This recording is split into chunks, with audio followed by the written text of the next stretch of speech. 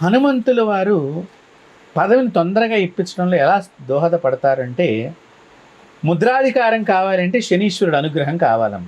ముద్రాధికారం అంటే అంటే ఒక ఎంఆర్ఓ లాగా, ఒక కలెక్టర్ లాగా, అంటే వాళ్ళు సైన్ చేస్తే వాళ్ళ స్టాంప్ ఉంటుంది కంపల్సరీగా. మీరు చూడండి, ఏదన్నా మీకు మీ సేవకు పోతే ఎంఆర్ఓ సంతకంతో ఉన్నదే మీకు అధికారిగా ఉండే, అలాంటి ముద్రాధికారం అంట అనమాట. ఇలాంటి అధికారాలకు సంబంధించిన అంటే ఏంటి, ఆయనదే ఇంకా అథారిటీ కదా.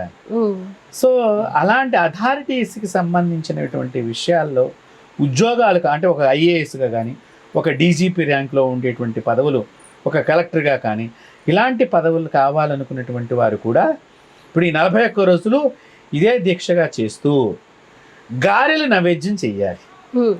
2 రకాలైనటువంటి బలాలు ఏర్పడతాయి ఈ గారెలు నైవేద్యం చేయటం మూలకంగా. ఇక్కడ గారెల్లో నలుపు రంగు ఉంటుంది.